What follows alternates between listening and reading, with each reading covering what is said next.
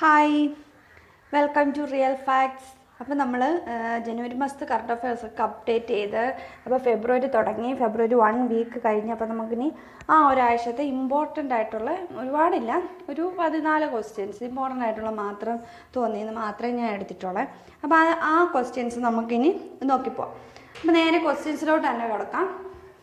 മലേഷ്യയിൽ നടന്ന അണ്ടർ 19 വനിതാ ക്രിക്കറ്റ് ലോകകപ്പ് കിരീടം നേടിയത് ഇന്ത്യയാണ്. മലേഷ്യയിൽ നടന്ന അണ്ടർ 19 വനിതാ ക്രിക്കറ്റ് ലോകകപ്പ് കിരീടം നേടിയതാണ് ഇന്ത്യ. ഓർത്തിരിക്കണേ, അണ്ടർ 19 വനിതാ ക്രിക്കറ്റ് ലോകകപ്പ് കിരീടം നേടിയതിപ്പോൾ ഇന്ത്യക്കാണ്. ഇന്ത്യ ആരെ പരാജയപ്പെടുത്തിയാണ് ഇത് നേടിയതെന്ന് നമുക്ക് സംശയം കാണും. സൗത്ത് ആഫ്രിക്കയാണ് ഇന്ത്യ പരാജയപ്പെടുത്തിയത്. South Africa, India versus south Africa ആയിരുന്നു ഫൈനൽ മത്സരം. അപ്പോൾ അടുത്ത ചോദ്യത്തിലോട്ട് നോക്കൂ. കുടുംബശ്രീ ഉൽപ്പന്നങ്ങൾ ഓൺലൈനായി ലഭ്യമാക്കാനുള്ള ഇ-കൊമേഴ്സ് പോർട്ടലാണ് പോക്കറ്റ് മാർട്ട്. അപ്പം കുടുംബശ്രീ വഴി ഒരുപാട് ഉൽപ്പന്നങ്ങൾ, ഒരുപാട് സംരംഭങ്ങൾ നടക്കുന്നുണ്ട്. അപ്പം അതിൻ്റെ എല്ലാം ഉൽപ്പന്നങ്ങൾ ഇ-കൊമേഴ്സ് വഴി ലഭിക്കാൻ ഒരുക്കിയിരിക്കുന്ന പോർട്ടലാണ് പോക്കറ്റ് മാർട്ട് ഇ-കൊമേഴ്സ്. അടുത്ത ചോദ്യം നോക്കൂ. ട്രാൻസ്ജെൻഡറുകളുടെ വോട്ടവകാശത്തിനായി ശക്തമായി നിലകൊണ്ട മുഖ്യ തെരഞ്ഞെടുപ്പ് കമ്മീഷണർ ആരായിരുന്നു? അതായത് ഈ ചോദ്യത്തിന് ഇമ്പോർട്ടൻസ് എന്താണെന്ന് വെച്ചാൽ ഇദ്ദേഹം ഇപ്പോൾ അന്തരിച്ചു. അപ്പം അദ്ദേഹമായിരുന്നു ട്രാൻസ്ജെൻഡറുകളുടെ വോട്ടവകാശത്തിന് വേണ്ടി ശക്തമായി നിലകൊണ്ട വ്യക്തി. അതായത് പേര് നവീൻ ചൗള എന്നാണ്. നവീൻ ചൗള ഓർത്തിരിക്കണേ. നവീൻ ചൗളയാണ് ട്രാൻസ്ജെൻഡറുകളുടെ വോട്ടവകാശത്തിനായി ശക്തമായി നിലകൊണ്ട മുഖ്യ തിരഞ്ഞെടുപ്പ് കമ്മീഷണർ. ഓർത്തിരിക്കുക. അടുത്ത ചോദ്യം നോക്കൂ. റെയിൽവേയുടെ സേവനങ്ങൾ ലഭ്യമാക്കുന്ന പുതിയ ആപ്ലിക്കേഷനാണ് സ്വറെയിൽ.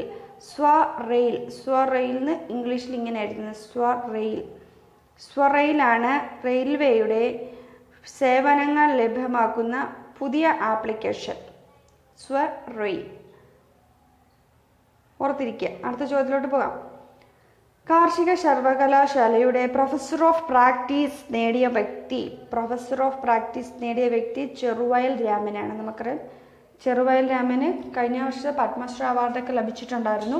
അപ്പോൾ അദ്ദേഹത്തിനാണ് ഇപ്രാവശ്യത്തെ കാർഷിക സർവകലാശാലയുടെ പ്രൊഫസർ ഓഫ് പ്രാക്ടീസ് എന്ന ഒരു ബഹുമതി ലഭിച്ചത്. അദ്ദേഹത്തിന് അറിയപ്പെടുന്ന ഒരു പേരുണ്ട്, പരമ്പരാഗത വിത്തിനങ്ങളുടെ, ഇത് മിസ്റ്റേക്ക് ഉണ്ട് കേട്ടോ, വ്യക്തിയല്ല, വിത്തിനങ്ങളുടെ സംരക്ഷകൻ എന്നാണ്. വിത്തിനങ്ങളുടെ സംരക്ഷകൻ, പരമ്പരാഗത വിത്തിനങ്ങളുടെ സംരക്ഷകൻ, അതാണ് ഓർത്തിരിക്കുക. അപ്പോൾ കാർഷിക കലാശാലയുടെ പ്രൊഫസർ ഓഫ് പ്രാക്ടീസ് നേടിയത് ചെറുവയൽ രാമൻ. അടുത്ത ചോദ്യം നോക്കൂ. ഇന്ത്യയിലെ പുതിയ 4 റാംസർ സൈറ്റുകൾ. ചോദ്യം വളരെ ഇമ്പോർട്ടൻ്റ് ആണ്. നമ്മൾ ഇമ്പോർട്ടൻ്റ് ആയിട്ട് പഠിച്ചിരിക്കേണ്ട ഒരു ചോദ്യമാണ് ഈ 6ാമത്തെ ക്വസ്റ്റ്യൻ. ഇന്ത്യയിലെ, അതാണ് ഞാൻ അണ്ടർലൈൻ ചെയ്ത് കൊടുത്തേക്കുന്നത്, 4 റാംസർ സൈറ്റുകൾ പുതിയതായിട്ട് വന്നിട്ടുണ്ട്. ഒന്നാമത്തെയാണ് സങ്കരക്കോട്ട പക്ഷി സങ്കേതം. എന്താണ് സങ്കരക്കോട്ട പക്ഷി സങ്കേതം? തേർത്തങ്കൽ പക്ഷി സങ്കേതം. അപ്പോൾ ഇത് രണ്ടും എവിടാണ്? ഇത് രണ്ടും ഉള്ളത് തമിഴ്നാട്ടിലാണെന്ന് ഓർത്തിരിക്കുക. സങ്കരക്കോട്ട പക്ഷി സങ്കേതവും തേർത്തങ്കൽ പക്ഷി സങ്കേതവും തമിഴ്നാട്ടിലാണ്. അടുത്ത ഗേച്ചേപാൽജി തണ്ണീർത്തടം സിക്കിമിലാണ്.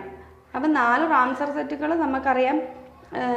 നമ്മുടെ കേരളത്തിൽ നിന്നുള്ള വേമ്പനാട് കായലൊക്കെ അതിൻ്റെ ഭാഗമാണ്.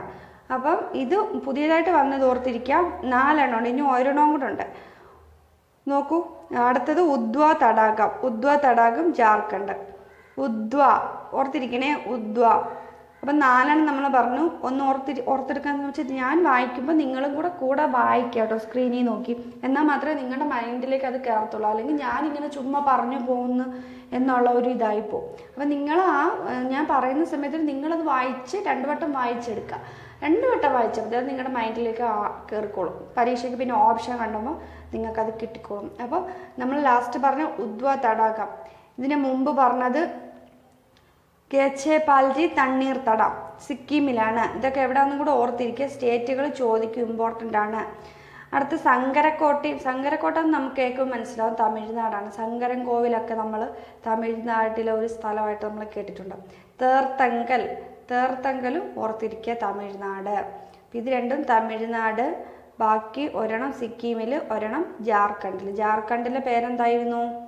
ഉദ്വ എന്ന് ഓർത്തിരിക്കുക. അടുത്ത ചോദ്യം നോക്കൂ. ഗ്രാമി പുരസ്കാരം നേടിയ ഇന്ത്യൻ വംശജയാണ് ചന്ദ്രിക ടണ്ടനാണ് ഇപ്രാവശ്യത്തെ ഗ്രാമി പുരസ്കാരം ലഭിച്ച ഇന്ത്യൻ വംശജ.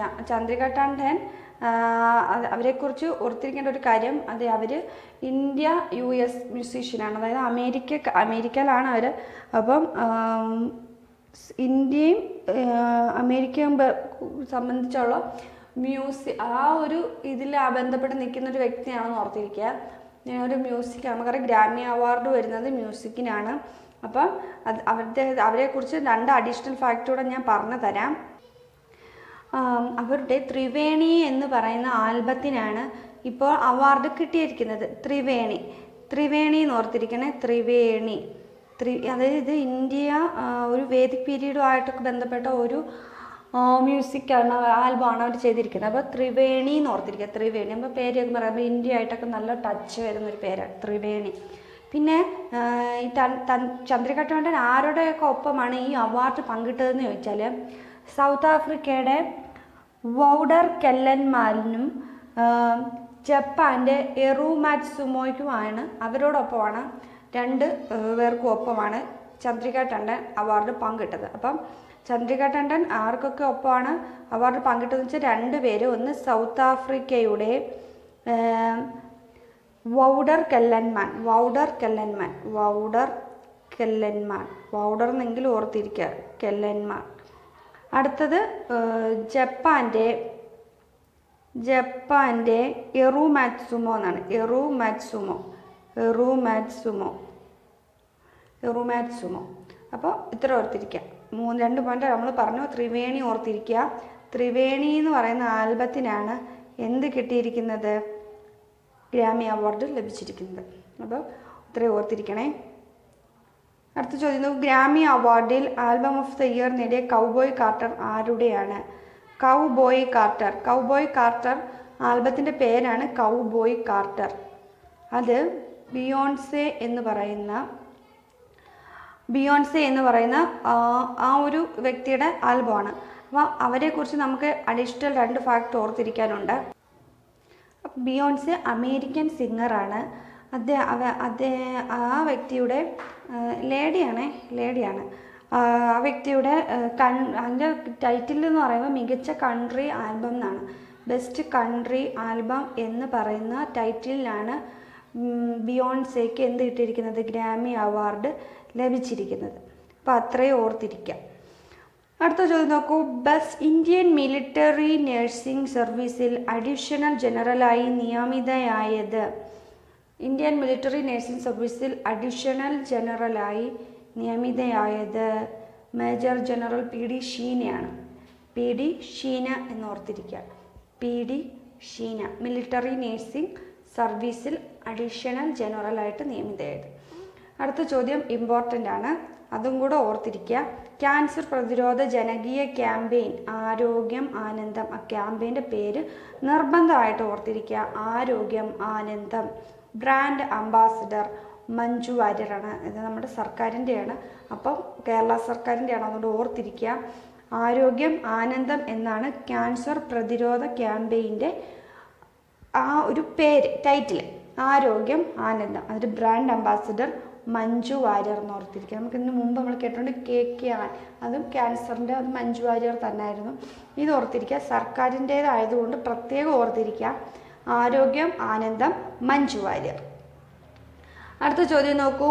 ടാറ്റ സ്റ്റീൽ ചെസ് ജേതാവ് പ്രജ്ഞാനന്ദയാണ്. ടാറ്റ സ്റ്റീൽ ചെസ് ജേതാവ് പ്രജ്ഞാനന്ദ. ഈ ടാറ്റ സ്റ്റീൽ എന്താ പ്രത്യേകിച്ച് എടുത്ത് പറയുന്നതെന്ന് ചോദിച്ചാൽ നമ്മൾ ഓർത്തിരിക്കേണ്ട ഒരു ഫാക്റ്റ്, വിംബിൾഡൺ, ചെസ്സിലെ വിംബിൾഡൺ എന്നറിയപ്പെടുന്നത് ഈ ടാറ്റ ചെസ് ആണ്. ചെസ്സിലെ വിംബിൾഡൺ എന്നറിയപ്പെടുന്നത് ടാറ്റ ചെസ് ടാറ്റാ സ്റ്റീൽ ചെസ്സാണ്. അതിൽ ഇപ്പോഴത്തെ വിന്നർ പ്രജ്ഞാനന്ദയാണ്. അതാണ് അവിടുത്തെ ഇമ്പോർട്ടൻസ്. മനസ്സിലായി? നമുക്കറിയാം